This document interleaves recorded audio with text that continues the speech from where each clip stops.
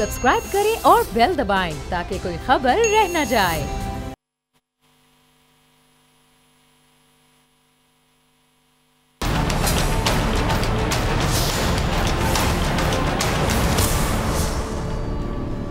अस्सलामुअलैकुम नाजरीन, मैं हूं डॉक्टर फिजा अकबर खान और मैं हूं पाकिस्तान और आप देख रहे हैं पाकिस्तान के सबसे बड़े न्यूज़ चैनल का नंबर 1 प्रोग्राम ऐसे नहीं चलेगा। अच्छा नाजरीन, जब भी मैं कौमी असम्बली का कोई इजलास होता है या फिर हम देखते हैं वाने बाला सेनेट में कोई इजलास होता है, मैं जब भी देखती हूँ यकीन जानिए दिल खून के आंसू रोता है, क्योंकि मैं एक्सपेक्ट करती हूँ कि शायद ये लोग जिनको आवाम ने वोट दे के वहाँ तक पहुँचाया, जो वहाँ पर MNS बन के बैठे हुए हैं, या फिर अक्सर मैं MPS की भी बात करती हूँ जो प्रोविंशियल असम्बलीज़ के मेंबर्स बने बैठे हैं और अवाम ने एतमाद का वोट दिया, यानी अवाम बेचारी की एक्सपेक्टेशंस थी। जब हम वोट देते हैं तो बताइए आप क्या सोच कर वोट देने के लिए बाहर जाते हैं? गर्मी हो, धूप हो, बारिश हो, तूफान हो, आप वोट देने के लिए बाहर निकलते हैं क्योंकि आप बड़ी उम्मीदें लेकर जाते हैं। एक शख्स का कहते हैं ना, एक एक वोट से बहुत ज़्यादा असर होता है, नताइज चेंज हो सकते हैं। बार बार एक कैंपेन चलाते हैं, एक वोट बड़ी अहमियत का हामिल है। एक वोट जो है उसकी वजह से किसी का पलड़ा भारी हो सकता है, कोई जीतता हुआ हार सकता है, हारता हुआ जीत सकता है। एक एक वोट की बड़ी अहमियत होती है। हम वोट जब भी देते हैं बतौर अवाम, आप भी, मैं भी अवाम हूँ, तो हम बहुत सी चीज़ें सोच कर वोट देते हैं। हमारे जहन में बहुत सी चीज़ें होती हैं जिसको हम इंग्लिश में कहेंगे एक्सपेक्टेशंस, उर्दू में कहेंगे उम्मीदें। हमें इतनी उम्मीदें होती हैं इन सियासतदानों से कि ये जाएंगे वहाँ पे, ये करेंगे, वो करेंगे, हमारे इस मसले को हल कर देंगे, हमारे उस मसले को हल कर देंगे। चले हल नहीं करेंगे, कोई तजवीज़ देंगे, हमें कुछ सीरियसनेस तो नज़र आए। बहुत से मसाइल ऐसे होते हैं जो 100 में से 100 हल नहीं हो सकते, लेकिन हम ये तो देखें कि चले किसी ने बात की, किसी ने इशू को हाईलाइट किया, किसी ने हमारे दर्द को महसूस किया, किसी ने हमारी प्रॉब्लम को महसूस करके समझ बूझ कर रख के उस चीज़ को प्रॉपर तरीके से वहाँ पर पेश किया जहाँ पे वो बैठे हुए हैं। लेकिन यहाँ पर तकलीफ इस बात की है कि ये उस चीज़ को महसूस ही नहीं करते। पहली स्टेज है कि महसूस करना, महसूस करने के बाद वहाँ पर जाके आवाज़ उठाना, आवाज़ उठाने के बाद हल की तरफ जाना। हल तक हम तभी पहुँचेंगे ना, वो तो बिल्कुल समझ तीसरी या चौथी सीढ़ी है, ये लास्ट स्टेप है। जब हम पहली सीढ़ी पर कदम रखेंगे, यकीन जानिए बड़ी तकलीफ होती है जब भी हम ये ऐवान बाला, ऐवान ज़ेरी की जब अब कार्रवाई देखते हैं, इजलास की कार्रवाई देखते हैं, हम पार्लियामेंट कहते हैं, ऐवान बाला अपर हाउस है, फिर लोअर हाउस है, हम इनकी जब कार्रवाइयाँ इजलासों की देखते हैं तो तकलीफ इस बात पे होती है कि अव्वल तो बहुत से लोग वहाँ पे एब्सेंट होते हैं, जाते नहीं हैं। अगर चले जाएं गलती से तो यकीनी तौर पे वहाँ जाके ऐसी ऐसी गलतियाँ करते हैं कि दिल अगेन आई वुड से कि खून के आंसू रोता है। अब फॉर एग्जांपल सेनेट में बात हो रही है, कौमी असम्बली में बात हो रही है, पहली बात मुझे ये समझ नहीं आती कि इंसान की एक नफ्सियात है। नाज़रीन ज़रा आप गौर से सुनिएगा, स्टेट ऑफ माइंड कहते हैं, एक आपकी नफ्सियात ये है कि जब आपने किसी को कन्फ्यूज़ करना होता है आप उसकी बात ही नहीं सुनते, आप उसकी बात को जानबूझकर इग्नोर करना शुरू कर देते। अब आप ज़रा रिकॉल करें, सोचें कि आपके साथ शायद ऐसा कभी हुआ हो कि आप बहुत ज़रूरी बात करना चाह रहे हो लेकिन सामने वाला आपकी बात को चेंज कर दे, फिर आप दोबारा बात करने की कोशिश करें उस महफिल में बैठ के, फिर आपकी बात को चेंज कर दिया जाए। जब आप तीसरी बार कोशिश करेंगे ना, फिर आपको यकीन हो जाएगा, क्योंकि बेसिकली आप भी टेस्ट कर रहे चले जा रहे हैं कि कहीं मेरी गलत फहमी तो नहीं है, लेकिन फिर तीसरी बार आपको भी यकीन हो जाएगा, या चौथी बार, या अगर आप बहुत हिम्मत वाले होंगे आप 5 बार कोशिश कर लेंगे, आपको यकीन हो जाएगा कि ये बंदा मेरी बात सुनने के मूड में नहीं है, ये जान के मेरे मोराल को डाउन कर रहा है, ये मुझे कन्फ्यूज़ कर रहा है, ये चाह रहा है कि मैं अपनी बात कर ही ना पाऊँ। और जाहिर बात है हर शख्स की एक इज़्ज़त नफ्स होती है, अना होती है। फिर आप एक काम करते हैं कि आप कहते हैं इस बात को साइड पे फेंकें, आप भी उसकी बात सुनना शुरू करते हैं और टॉपिक ही चेंज हो जाता है। ये एक ह्यूमन साइकी है।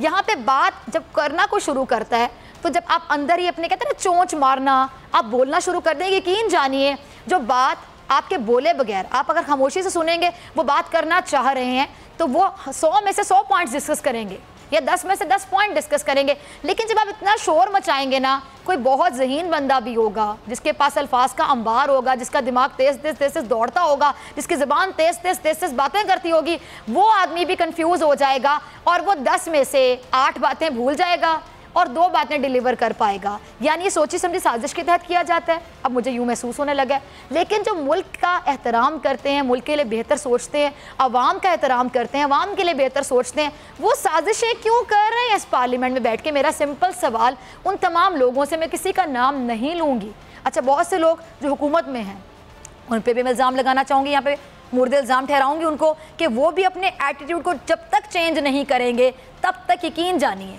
तब्दीली वही होगी जो हवाओं में बस है, सिर्फ ज़बानी जमा खर्चा तब्दीली तब्दीली तब्दीली, हमें प्रैक्टिकल तब्दीली चेंज नज़र नहीं आएगा। बस ये कि वज़रा फिर चेंज होते रहेंगे तो कह दें जी इसी को तब्दीली समझ लें कि एक वज़ीर को उठा दिया किसी और को ले आए, बस ठीक है ये तब्दीली तो है। तब्दीली वही होगी जब आप लोग अपने रवैये तब्दील करेंगे, अपने एटीट्यूड तब्दील करेंगे, अपने रवैयों में सीरियसनेस लेकर आएंगे, मुल्क के लिए, अवाम के लिए तकलीफ को महसूस करेंगे। अच्छा, सेनेट में आज क्या हुआ, मौला बख्श आंडियो साहब जो कि एक सीजन पॉलिटिशियन है, मेरी नज़र में हमेशा कहती हूँ सीजन पॉलिटिशियन है, बाल सफ़ेद किए सियासत करके, उनका क्लिप है कुरतुलैन, क्लिप चलाइएगा, उसके बाद गुफ्तगू को आगे बढ़ाते हैं। अच्छा, मौला बख्श आंडियो साहब की किसी भी बात से मैं इख्तलाफ करूँ अपनी जगह, लेकिन यहाँ पर बिल्कुल सही कह रहे हैं। कहते हैं ना कि आप अपनी दलील इतनी स्ट्रॉन्ग रखें, अपने आर्गूमेंट्स इतने स्ट्रॉन्ग रखें कि सामने बैठा जो दुश्मन है वो भी आपके आर्गूमेंट्स के आगे झुकने पर मजबूर हो जाए। तो यकीनी तौर पे जब हम तनकीद करते हैं तो हम तारीफ़ भी करते हैं, क्योंकि हम ना किसी के दोस्त हैं ना हम किसी के दुश्मन हैं, हम सहाफ़ी हैं, हम सीधी बात कर रहे हैं, जो हमें नज़र आ रहा है हम वो बात कर रहे हैं। अब मौला बख्श आंडियो साहब का एक पॉइंट बड़ा वैलिड है, वो क्या कह रहे हैं कि हुकूमत वाले ज़ाहिर बात है हुकूमती बेंचों पर बैठते हैं, आपको ज़्यादा सुनने का आदी होना चाहिए ना कि बोलने का। जो अपोजिशन में बैठा है वो बैठा है इसलिए कि आपकी छोटी से छोटी गलती को पकड़ा जाए, तनकीद की जाए और आपकी इस्लाह भी की जाए। लेकिन अफसोस के साथ कहूँगी कि यहाँ पे अपोजिशन ज़्यादा टांग खींचती है, आपकी तजलील करती, कहते हैं ना कि बस आपसे कोई गलती हो गई तो आपको ताने मारेगी, इंजॉय करेगी, आपको एहसास दिलाएगी, लेकिन तजवीज़ नहीं देगी, सोल्यूशन की तरफ नहीं लेके जाएगी। खैर एक बहुत बड़ा सब्जेक्ट है, इस पर बहुत डिबेट हो सकती है, बहुत लंबी बात हो सकती है, इतनी गुफ्तगू हो सकती है कि एक प्रोग्राम भी शायद कम पड़ेगा। मैं सिंपल बात ही करना चाहूँगी कि एक तो हुकूमती जो लोग हैं उनके अपने रवैये भी चेंज करने की ज़रूरत है।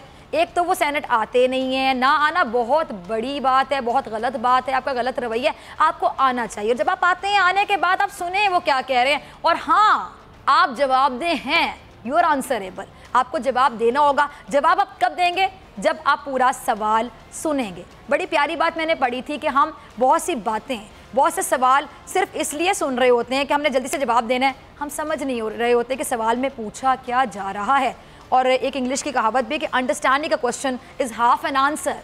हम जब सवाल को समझ ही नहीं पाते तो हम जवाब कैसे देंगे, क्योंकि हमें बस होता है जल्दी से इसकी बात जो हमें बुरी लगी ना वहीं से पकड़ें और जल्दी से झट करके जवाब दे के मुंह पे मार दें, ईंट का जवाब पत्थर से दे दें। अरे उसकी बात तो सुने, कहने वाला क्या कह रहा है, फिर समझें। जब आपने सवाल समझ लिया, यकीन जानिए वो आधा जवाब है।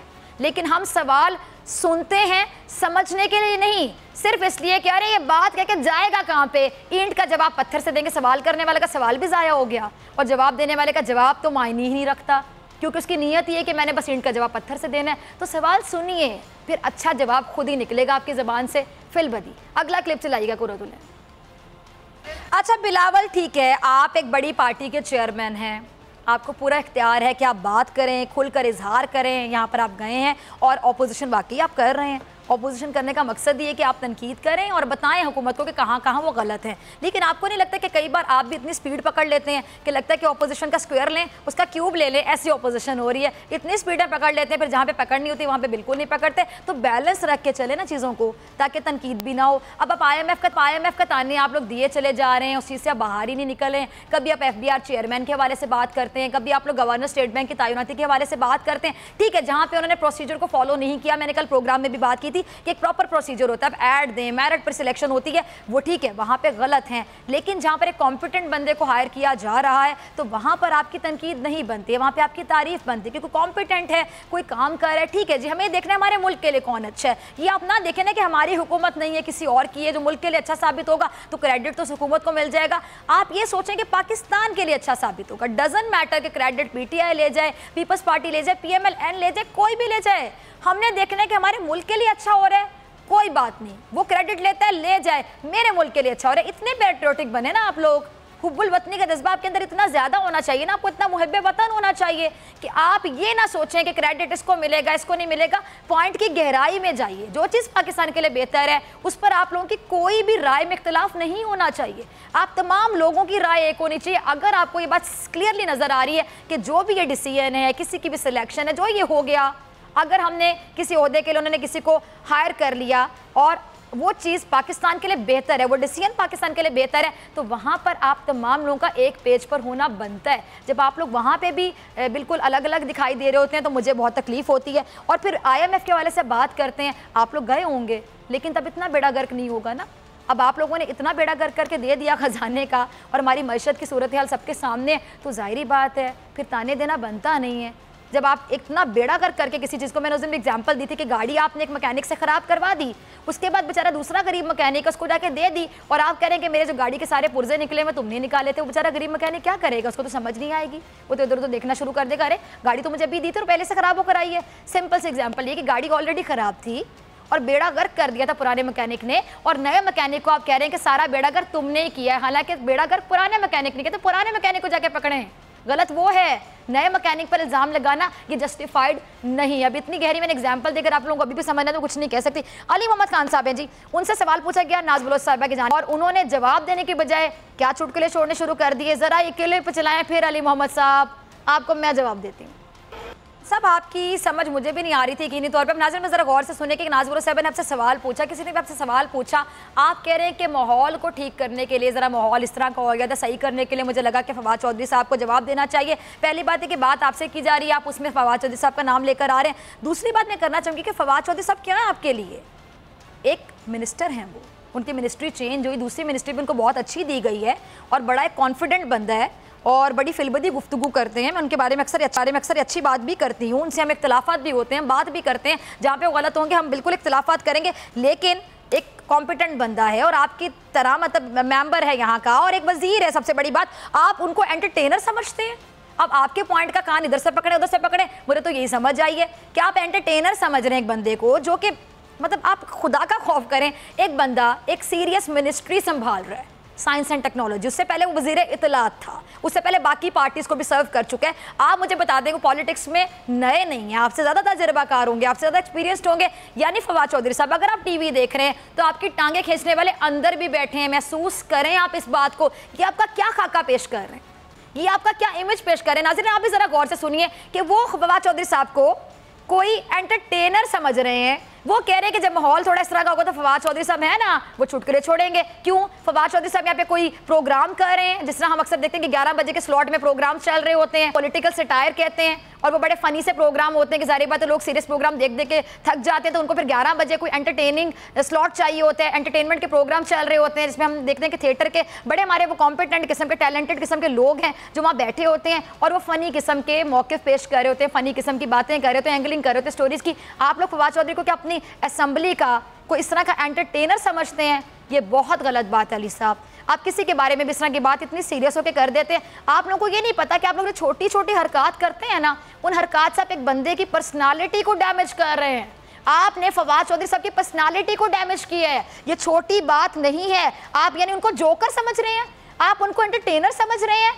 प्लीज आप लोग खुदा का खौफ करें, एक दूसरे को इज्जत दीजिए। अगर आप लोग एक पार्टी में एक दूसरे को इज्जत नहीं देंगे और एक दूसरे का इमेज खराब करेंगे तो ये बातें बिल्कुल ठीक नहीं है, ऐसे फिर वाकई नहीं चलेगा। मुराद सईद साहब ने भी कुछ गुफ्तगू की है, जरा क्या कहना था उनका कुरतुलन, उनका भी जरा क्लिप चला दीजिए। मुराद सईद साहब, पहली बात मैं सिंपल ही कहना चाहूंगी, जो शोर शराबा है ना करप्शन का, ये शुरू के 1 महीने 2 महीने 3 महीने हद 4 महीने अच्छा लगता है। अब 9 महीने हो चुके हैं और ऑलमोस्ट अब साल होने को है, लेकिन साल बाद भी इस तरह की बातें हो रही हैं कि करप्शन के शोर शराबे, एक दूसरे को ताने दिए जा रहे हैं। यानी आप लोग इतनी बोर तो आप लोग वाकई करते हैं। अली मोहम्मद साहब ने एक बात बड़ी अच्छी की थी कि यहाँ बोरियत हो रही है, लेकिन साथ ही जो आपने बात की फवाद चौधरी साहब वाली मुझे बड़ी बुरी लगी और मैंने कह दिया। लेकिन बोर आप लोग इस तरह करते हैं कि वही घिसी पिटी बातें हैं, वही करप्शन का यकीन जाने अब लोग नहीं सुनना चाह रहे। लोगों को अपने जो इशूज़ हैं उनके सॉल्व होने में इंटरेस्ट है कि वो कब सॉल्व होंगे, सोल्यूशन कब आएगा। कंटेनर पे चढ़ के जो आप लोग बातें करते थे, अब आपके जो मुखालिफिन है कंटेनर के ताने भी मारते हैं। मुझे पता है कंटेनर का वर्ड बोलते हैं, आपको यहाँ जाके लगता है, महसूस करें ना, जो यहाँ जाके लगता है ना उस तकलीफ को महसूस करें और उस चीज़ से बाहर आएँ कि ऑपोजिशन वालों के भी मुंह आपने खुद बंद करने हैं, उनके मुंह में अल्फाज आप लोग डाल रहे हैं क्योंकि आप लोग वीक परफॉर्मर साबित हो रहे हैं। अब वो जब कंटेनर पे खड़े होकर बातें करते थे और बड़े बड़े दावे करते थे, बड़े बड़े वादे करते थे, बड़े बड़े सब्ज बाग दिखाते थे, उसकी इम्प्लीमेंटेशन का वक्त है, सही वक्त है ये। और मैंने पहले भी बड़ी दफ़ा कहा प्रोग्राम में, वक्त बड़ा जालिम है। एक बार मौका मिलता है, 2 बार मिलता है, नवाज शरीफ साहब को तो 3 बार मिला था, लेकिन अब क्या है, जेल में है ना। वक्त बार बार मेहरबान नहीं होता है, लिहाजा आप लोग वक्त ज़ाया ना कीजिए, इस वक्त की कदर कीजिए। इम्प्लीमेंटेशन का वक्त है। और जब कंटेनर पे खड़े होकर बातें करते थे, अब रोड मैप लेकर आए ना, अपनी प्लानिंग लोगों के सामने लेकर आए ना, बस करें ना, थक गए हम। फलां करप्ट, फलां चोर, फलां डाकू, फलां लुटेरा, अरे हम सुन सुन के थक गए। हो रहे थे साहब, वो भी एक प्रोसीजर है, वो एक चीज़ है जो हो रही है। जब हम पढ़ते हैं तो हम ढेर सारी बुक्स पढ़ते हैं ना। फॉर एग्जाम्पल अगर मैट्रिक कर रहा है कोई बच्चा साइंस के साथ, तो बायो भी पढ़ेगा, फिजिक्स भी पढ़ेगा, केमिस्ट्री भी पढ़ेगा, इंग्लिश भी पढ़ेगा, उर्दू भी पढ़ेगा, इस्लामियत भी पढ़ेगा, पाक स्टडीज़ भी पढ़ेगा, मैथमेटिक्स भी पढ़ेगा। अब ये तो नहीं कि सिर्फ मैथ पढ़ेगा, मैथ्स पढ़ने के बाद क्या बाकी 6 सब्जेक्ट्स मैंने पढ़ने नहीं, 7 सब्जेक्ट्स मैंने पढ़ने ही नहीं है, बाकी किताबें तो मैंने पढ़नी नहीं, बड़ी जुबान में मैं पास हो जाऊंगा। आप एक टॉपिक को लेके बैठ गए हैं ना कि एहतसाब एहतसाब एहतसाब, उसके अलावा जो हमारे मुल्क की गाड़ी है उसमें बाकी चीज़ें नहीं है, एहतसाब है और कुछ नहीं है। बाकी हमारे जो तालीम के इशूज़ हैं, हमारे जो सेहत के इशूज़ है, लेजिस्लेशन होनी है, यहाँ पे कानून साजी होनी है, पुलिस रिफॉर्म्स के बारे में खान साहब इतनी बातें करते थे कंटेनर पर चढ़ के भी, उसके बाद भी पुलिस रिफॉर्म्स होनी थी। वो नासिर दुरानी साहब बड़े एक हीरो थे, नो डाउट वो थे, उन्होंने KPK में पुलिस के सिस्टम को बेहतर किया था। आते हैं यहाँ पे पंजाब में, उसके बाद गायब हो जाते हैं, उसके बाद पता ही नहीं चलता रिज़ाइन क्यों करके चले गए, रीज़न भी सामने नहीं आती है। तो वो चीज़ें कब सही होंगी? अवाम उन चीज़ों की मुंतज़िर है, अवाम उन वादों के पूरे होने का इंतज़ार करे कि पूरे पूरे ना हो, आधे पूरे हो जाएं। हम कितनी देर सुनेंगे corruption corruption corruption corruption corruption corruption? महंगाई से बड़ी करप्शन कोई हो सकती है? दुखी वे में मैं बोल रही हूँ कि महंगाई क्या है, कैसे करप्शन। मैं बताती हूँ, जब महंगाई होगी, किसी को रोटी नहीं मिलेगी, किसी को पानी नहीं मिलेगा, वो बंदा चोरी करेगा, वो डाके डालेगा, क्योंकि उसने अपने घर वालों के लिए खाना लेकर आना है। तो करप्शन की बहुत बड़ी वजह महंगाई भी बनती है। ये बड़ा गहरा पॉइंट है। इन चीज़ों को कंट्रोल करें। किस तरह करना है कंट्रोल? सोचा है कभी? मुझे तो लगता है कि आप लोग जब यहाँ से लड़ाई झगड़े करके वापस जाते हैं घरों को, घर जाके अपनी बेगमात के साथ भी डिस्कस करते होंगे और कहते होंगे कि आज मैं चंगा जवाब देता, और बेगम भी कहती है कि छा गए हो तुसी, बड़ा चंगा जवाब देके चंगी करके आए नाल। उसके बाद मुझे बताएं यही होता होगा। अब आवाम हंस रही है कि नहीं तौर पर यही होता होगा। फिर रात को भी आप सोचते हैं कि अब कल देखना, मैंने आज जो जवाब नहीं दिया कल जाके जवाब दूंगा। निकल आए इन चीज़ों में से बाहर, खुदा का वास्ता है निकल आए। पाकिस्तान के लिए सोचिए, पाकिस्तान के लिए सोचिए, हौसला रखिए, सुनिए। और जो मैं आखिरी बात कहना चाहूंगी ब्रेक पे जाने से पहले, कि बिलावल के बारे में आप कहते हैं जी नॉमिनेटेड है, ये है, डजंट मैटर जो भी है, फिर आप एक्सीडेंटल कहते हैं, हादसाती कहते हैं। एक बड़ी पार्टी के चेयरमैन हैं, उनको पूरा हक है बात करने का, और आप वजन दे रहे हैं बिलावल को। आप बिलावल को मैच्योर करें इस तरह की बातें करके, लेकिन उनको मैच्योर करें इस तरह की बातें करके, अपने आप को तो मैच्योर ना करें ना। आप सिटिंग गवर्नमेंट है, आपके ऊपर सुनने की जिम्मेदारी ज़्यादा आयद होती है। सुनिए, वरना यकीन जानिए ऐसे नहीं चलेगा। मिलते हैं ब्रेक के बाद।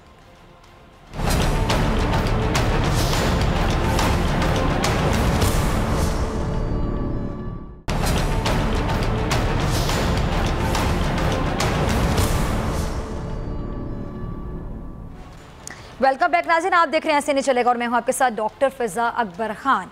अच्छा नाज़रीन, कुछ लोग बड़े स्मार्ट होते हैं, वो क्या करते हैं जी कि वो सिंपैथीज़ लेना बाखूबी जानते हैं, बल्कि मैं कहूँ एक्सपर्ट होते हैं। कहते हैं नहीं PhD है फ़लाँ बंदा इस चीज़ में, उसको बड़ा इस बात का गुर है, बड़ी आर्ट है। और PhD भी मुझे लगता है छोटी डिग्री है। कुछ लोग तो पोस्ट डॉक्टरेट की डिग्री रखते हैं जो PhD से बड़ी डिग्री है कुछ चीज़ों में, जिस तरह के सिंपैथी वोट लेना। और मुझे याद आ गई एक पार्टी, समझ गए किस पार्टी की बात कर रही हूँ? ज़रा सोचिए, यकीनन पीपल्स पार्टी की बात करें, तीर वाली पार्टी। सिंपैथी लेना कोई पीपल्स पार्टी से जाने, जैसा कि पीपल्स पार्टी आज तक भुट्टो कार्ड खेल रही है।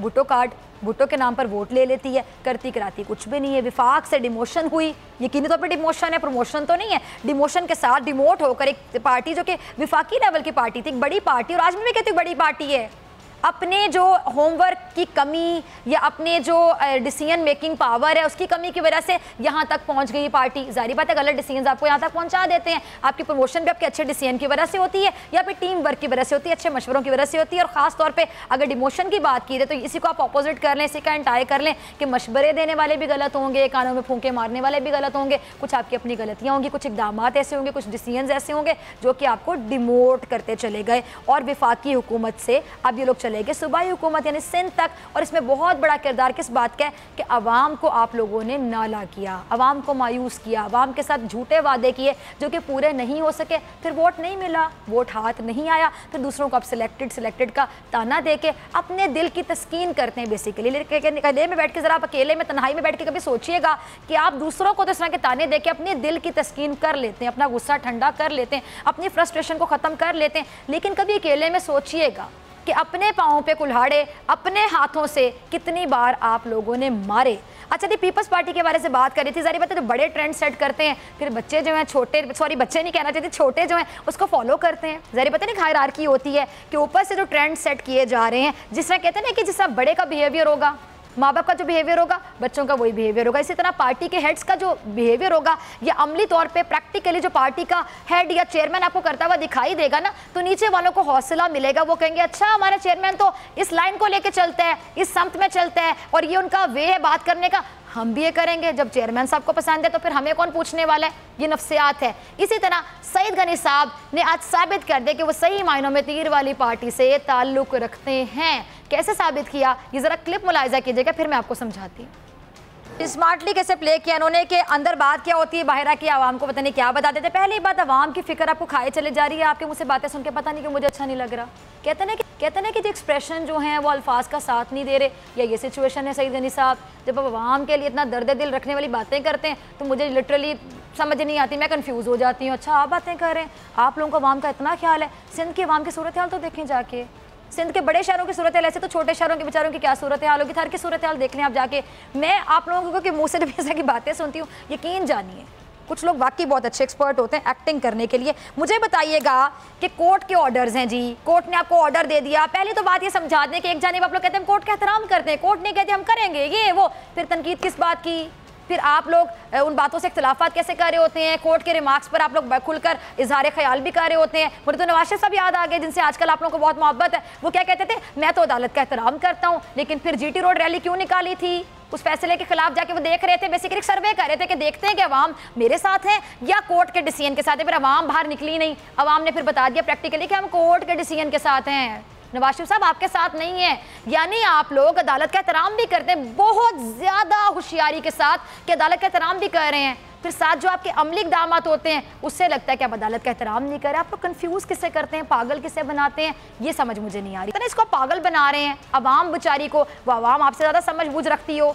फिर इस वजह से आप लोगों का वोट बैंक कमज़ोर होता है। फिर आप लोग इल्ज़ामात लगाते हैं एस्टैब्लिशमेंट पे, फिर आप लोग इल्ज़ामात लगाते हैं हमारे अच्छे बाइज्जत इदारों पे, फिर आप सिलेक्टेड की बातें करते हैं, अपने आप को नहीं देखते कि आप लोगों का वोट बैंक कैसे कम हुआ। अवाम ने बाहर निकल के आपको वोट क्यों नहीं दिया, अवाम ने बाहर निकल के वोट किसी और को क्यों दे दिया, जिनको अब नए आने वालों के ताने देते हैं अवाम ने उनको आप पे तरजीह क्यों दे दी, क्योंकि अवाम को आप अपनी इन चीज़ों से मायूस करते हैं, डिसअपॉइंटेड हो जाते हैं। अवाम इतनी डिसअपॉइंट हो जाती है कि अवाम फिर आपको वोट नहीं देती है, फिर आप लोग अवाम को गुमराह करने पर चल पड़ते हैं। फिर जो थोड़ी सी अवाम ने आपको वोट दिया होता है, फिर आप उनको अपनी मुट्ठी में रखने के लिए कि चलो अगली दफ़ा ये इज्जत बच जाएगी, इनको सिंध से भी फारिग हो जाए, सिंध में भी वोट ना मिले तो इनको तो अपनी मुट्ठी में रखें, उनको आप इदारों के खिलाफ भड़काना शुरू कर देते हैं। आप अपने दिल पे हाथ रखिए, खुद बताइए कि क्या ये आप लोगों का जमहूरी रवैया है। इस पर आप कहेंगे कि हम जमहूरी लोग हैं, डेमोक्रेसी के स्पेलिंग भी आते हैं, इस तरह की बात करते हैं, मायनी जानना तो दूर की बात है, और लफ्जी मायनी उन पर गौर करना, प्रैक्टिकली बताएं ना कि आप लोग जमहूरी लोग हैं, इस तरह की बातें ना किया करें। आपको कोर्ट ने जो रिमार्क्स, जैसे गुलजार साहब के जो रिमार्क्स हैं आपने सुने हैं, देखे हैं, मुझे बताएं कि आप सिंपल ही बताएं कि एक बंदा अगर आपको ये कह रहा है, कोर्ट आपको ये कह रहा है कि रिहायशी इलाकों में कमर्शियल एक्टिविटीज़ नहीं होनी चाहिए, ये कहाँ कह दिया गया कि लोगों के जो घर हैं वो ख़राब कर दिए जाएं, मसमार कर दिए जाएं। आप यहाँ पे सिंपैथी वोट ले रहे हैं, आके आप बयान दे रहे हैं। लैंड माफिया की बात हुई है भाई साहब, सईद गनी भाई साहब, लैंड माफिया की बात हुई है। लैंड माफिया के जो सपोर्टर्स हैं वो कौन है, मुझे बताएं कि किसकी नाक के नीचे सब कुछ होता रहा आज तक। जब पानी सर से गुजर जाता है और फिर कोर्ट्स डिसीजन लेते हैं, फिर अदालत डिसीजन लेती है, फिर अदलिया के डिसीजंस आते हैं, फिर आप लोग इस तरह की बातें करने पर आ जाते हैं। आप लोग पानी सर से गुजारते क्यों हैं, वहाँ तक क्यों जाती है सूरत हाल, वहाँ तक जाने का जिम्मेदार कौन होता है। आप मुझे बताएं, जब कोई इस तरह के लैंड माफिया के इशूज़ होते हैं, क्या कोई एक बंदा इन्वॉल्व होता है? ये गहरा सवाल है। कौन कौन इन्वॉल्व होता है, किसकी हासिल होती है, मॉरल सपोर्ट हासिल होती है, कौन कौन पीछे होता है, कौन कौन कहता है लगे रहो हम आपके साथ हैं। ये तमाम बातें किसी से ढकी छुपी नहीं है। कुर्रतुलैन इनका एक और क्लिप है हमारे पास, ज़रा वो भी चलाइए। देखिए ये कुछ महीने पुरानी बात है, ये जब का क्लिप हम आपको दिखा रहे हैं तब भी देखें वही बातें कर रहे थे। और मुझे सिंपल पता है, आप रिज़ाइन की बातें करें कि मैं तो रिज़ाइन दे दूंगा। भाई साहब रिज़ाइन आप किसी और बात पे देंगे, आप लोग बड़े चालाक हैं। रिज़ाइन आपने देना होता है किसी और बात पे कि आपसे खुद काम नहीं हो रहा होगा, लेकिन उसके बाद आप मलबा जो किसी और पे गिराते हैं बड़ा स्मार्टली कि अच्छा जी एक तीर से दो शिकार हो जाएं।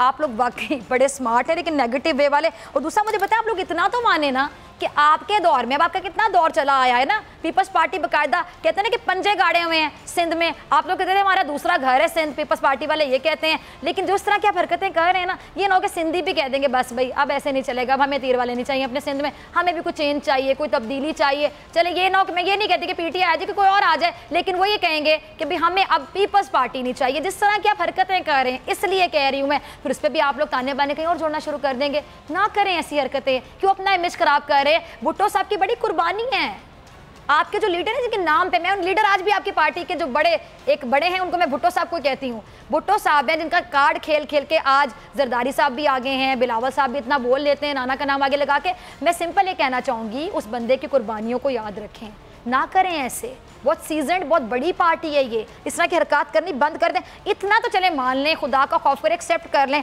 कि जो सिंध बिल्डिंग कंट्रोल अथॉरिटी है वो उसकी नाक के नीचे सब कुछ होता रहा। जो सिंध बिल्डिंग कंट्रोल अथॉरिटी है उसकी नाक के नीचे सब कुछ नहीं होता रहा।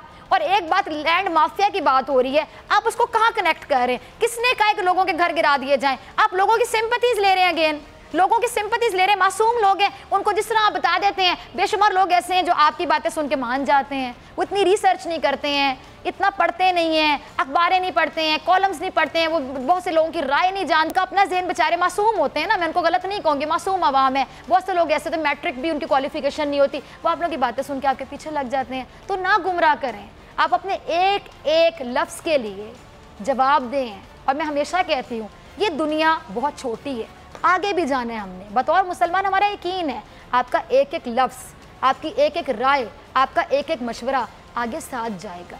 तो एहतराम करें अपनी कुर्सी का, एहतराम करें अपने ओहदे का, एहतराम करें अपने एक एक लफ्ज़ का। आपके पास कोई ओहदा नहीं भी है ना, तो बतौर इंसान इतने स्ट्रॉन्ग बने कि आप लोगों का एक एक लफ्ज़ आपको पता हो। एटलीस्ट अब अकेले में बैठे हूँ, आपका ज़मीर आपसे सवाल ना पूछे, आपका ज़मीर ना कहे कि सईद गनी आज सही नहीं किया तुमने, या फलां फलां फलां जो भी है ब्ला ब्ला ब्ला, किसी का भी नाम आप यहाँ पे लगा दे कि तुमने सही नहीं किया। ज़मीर आपसे सवाल ना पूछे, वहाँ तक नौबत ना लेकर है। यकीन जानिए वहाँ तक नौबत आ गई ना, फिर कुछ भी नहीं बचेगा, फिर वाकई ऐसे नहीं चलेगा। अब हमारा सेगमेंट पलट तेरा ध्यान किधर जी। तो आपने देखा जी कि तैयारे इनके गिर जाते हैं, फौजी परेड करते हुए इनके गिर जाते हैं, फिर साबित कदम और बाहिम्मत किस्म की कौम को ये गिराने की धमकियाँ देते हैं। क्या कौम है, शर्म इनको मगर नहीं आती। अब आज की आखिरी बात,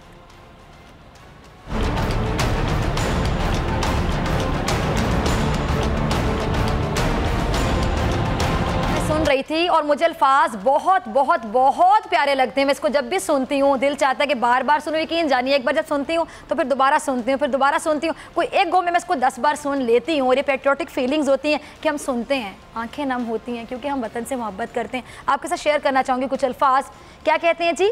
हर दिल के उफ़क़ पर है चांद एक सितारा एक, हर दिल के उफ़क़ पर है चांद एक सितारा एक, है कलमा भी वाहिद, है कलमा भी वाहिद, परचम भी हमारा एक। हम यक दिल हम यक जान, हम यक दिल हम यक जान, हम जिंदा कौम हैं, पाइंदा कौम हैं, हम सब की है पहचान, हम सबका पाकिस्तान, पाकिस्तान, पाकिस्तान। तो मैं जाते जाते सिर्फ ये मैसेज दूंगी कि ना कहें कि मेरा पंजाब, तुम्हारा सिंध, उसका बलोचिस्तान, उसका KPK, हमारा पाकिस्तान, सिर्फ और सिर्फ पाकिस्तान। पाकिस्तान जिंदाबाद। मिलते हैं कल इंशाल्लाह।